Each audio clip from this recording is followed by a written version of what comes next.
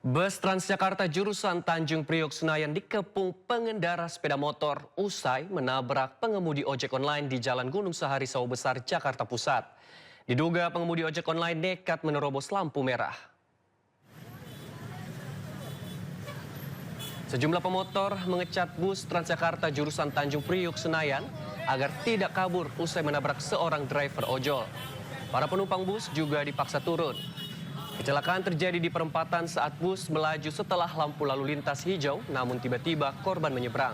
Akibatnya, bus menabrak dan sempat menyeret korban, hingga korban luka parah di kepala. Insiden ini juga sempat membuat panik penumpang bus. Sementara pengemudi bus mengklaim korban nekat menerobos lampu merah sehingga dirinya tak mampu menginjak rem mendadak.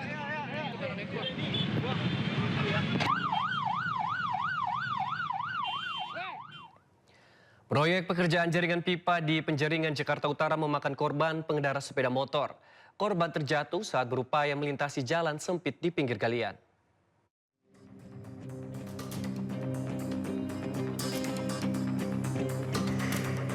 Rekaman kamera pengawas memperlihatkan seorang pedagang roti bersepeda motor yang terjatuh ke kubangan galian saat berupaya melintasi jalan sempit di pinggiran proyek galian di Jalan Sukarela, Penjaringan, Jakarta Utara.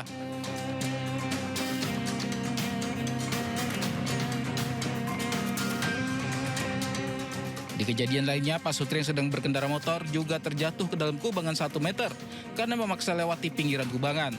Diduga pemotor kehilangan keseimbangan. Jalan di proyek galian perpipaan ini sebenarnya ditutup sementara. Namun sejumlah pemotor tetap nekat melintas, memanfaatkan jalan sempit pinggir galian meski risiko terjatuh cukup tinggi.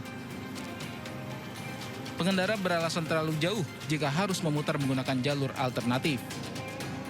Ruang tempat orang mau lewat motor itu sempit, nggak bisa, orang kasih longgaran lah jalan dikit buat warga.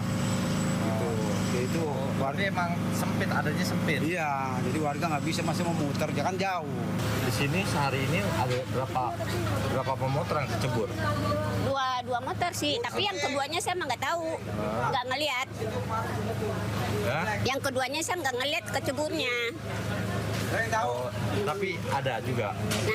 Nah ada kan suami istri tuh yang rumahnya yang pintu biru itu tuh. Oh, itu suami istri. Iya. Pasca kejadian, pihak proyek menutup lubang galian agar tak lagi makan korban. Pengendara pun harus menggunakan jalur alternatif. Dari Jakarta, Sofyan Firdaus, iNews melaporkan. 2 orang pemuda di kota Metro Lampung diamankan warga usai melakukan aksi koboi dengan mengacungkan senjata api menyusuri gang. Kedua pelaku diancam hukuman 15 tahun penjara. Dapat pistolnya. Itu anaknya.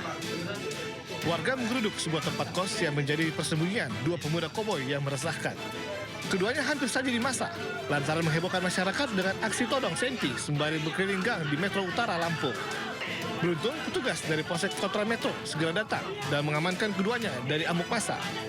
2 pemuda akhirnya dibawa petugas beserta barang bukti sepucuk senjata api jenis revolver rakitan berikut 3 butir amunisi.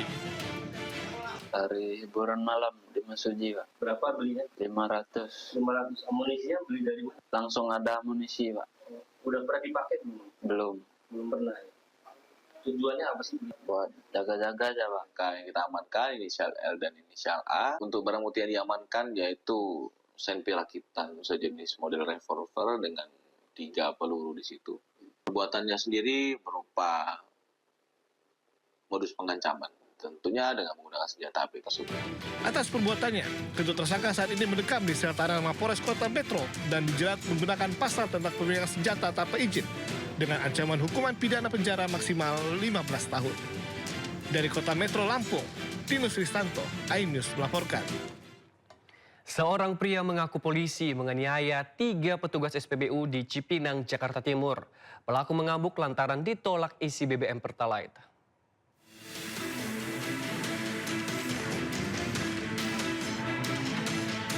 Tidak bisa isi BBM Pertalite, seorang mengaku polisi menganiaya 3 pegawai SPBU di Jalan Bekasi Timur Raya, Cipinang, Jakarta Timur. Aksi berawal saat pelaku yang datang menggunakan mobil mewah hendak mengisi bahan bakar Pertalite.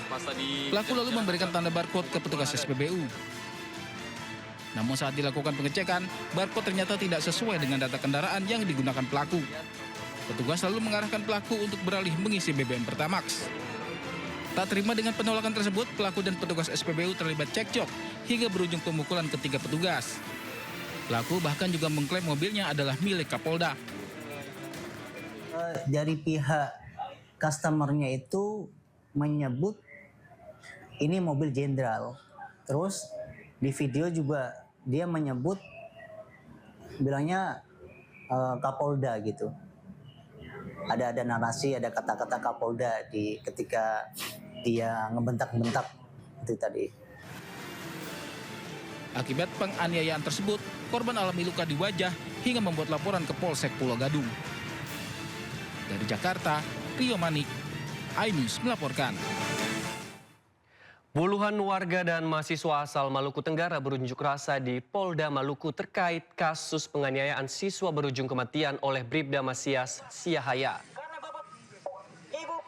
Mengawal sidang etik Bribda Mesias Siahaya, puluhan warga dan mahasiswa asal Tual berunjuk rasa di halaman Polda Maluku. Masa menuntut Bribda Mesias Siahaya dipecat tidak hormat karena telah menghilangkan nyawa pelajar di Maluku Tenggara. Masa juga menuntut sidang kode etik dilakukan transparan untuk memberikan keadilan bagi keluarga korban. Kalau negara kita merupakan negara anak-anak mereka, saudara pasti bapak ibu saudara-saudari kalian. Sementara itu, satu korban lain yang dianiaya Bribda Mesias Siahaya dirujuk ke rumah sakit di Ambon. Korban aksi menjadi saksi dalam sidang etik Bribda Mesias Siahaya. Korban kedua penganiayaan yang dilakukan Bribda Mesias Siahaya dirujuk ke rumah sakit di Ambon. Korban alami patah tangan kanan akibat terpental dari sepeda motor sehingga harus mendapatkan penanganan lebih lanjut. Selain itu, korban juga alami trauma. Setelah kondisinya membaik, korban akan menjadi saksi dalam sidang etik Bribda Mesias Siahaya. Korban adalah kakak dari siswa SMP yang meninggal dunia akibat dipukul di bagian kepala oleh Bribda Mesias Siahaya dengan menggunakan helm baja. Sementara itu, Kapolda Maluku Irjen Pol Dadang Hartanto berjanji akan menindak Bribda Mesias Siahaya dan memastikan proses hukum secara transparan.